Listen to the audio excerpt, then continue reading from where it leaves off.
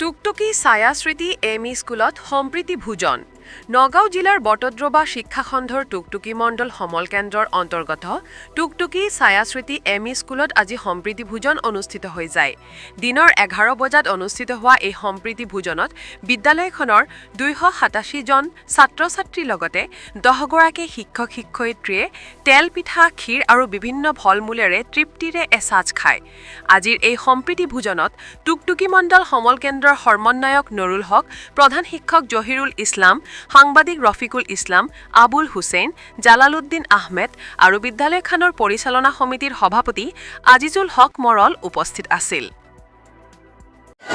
2025 বৰ্ষত আমি টুকটুকি ছায়াস্মৃতি M E স্কুলখনে প্ৰতি বছৰে সম্প্ৰীতি অনুষ্ঠানটি পাতি আহিছোঁ। গতিকে এই বছৰো আমি এই সম্প্ৰীতি অনুষ্ঠানটি পাতিবলৈ ওলাই আহিছোঁ। তাৰ ভিতৰত আমাৰ লোকেলি ছাত্ৰ-ছাত্ৰী, অভিভাৱকসকল, শিক্ষকসকল আৰু গণ্যমান্য বিশিষ্ট ব্যক্তিসকলক লগত লৈ আমি এই অনুষ্ঠানটি পাতিছোঁ। তাৰ ভিতৰত ল'ৰা ছোৱালীও আছে, তেওঁলোকেও যিখিনি আমি অনুষ্ঠানটিত বুজ বাতৰ ব্যৱস্থা কৰিছোঁ তাত যথেষ্টখিনি অৰিহণা দেখা গৈছে। গতিকে যিয়ে নহওক আৰু শিক্ষাৰ ক্ষেত্ৰত দেখা গৈছে বটদ্ৰৱা ব্লকৰ ভিতৰত আমাৰ এই ছায়াস্মৃতি এম ই স্কুলে প্ৰথম স্থান অধিকাৰ কৰি আহিছে।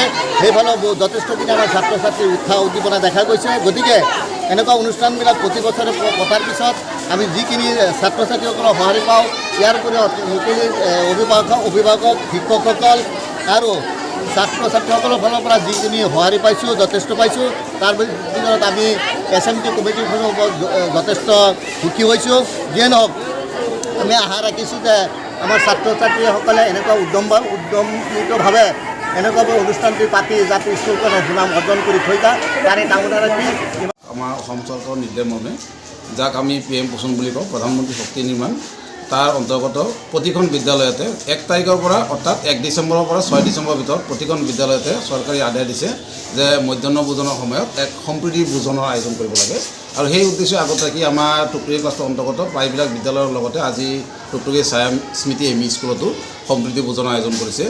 ইয়াত ল'ৰা ছোৱালীক মধ্যাহ্ন ভোজনৰ প্ৰতি অধিক আকৰ্ষিত কৰা, ওচৰ চুবুৰীয়া সজাগ কৰা, অৰ্থাৎ পেৰেণ্টছ গাৰ্জিয়ান যাক কয় আমি, বা অভিভাৱকসকলকো মধ্যাহ্ন ভোজনৰ প্ৰতি আৰু অধিক সজাগ তথা দায়বদ্ধতা সৃষ্টি কৰাৰ উদ্দেশ্যে আৰু বিদ্যালয়ৰ প্ৰতি সচেতন ব্যক্তিসকলৰ আৰু অধিক আকৰ্ষণ কৰাৰ উদ্দেশ্যে এই ধৰণৰ আমাৰ সম্প্ৰীতি ভোজন আয়োজন কৰা হয়।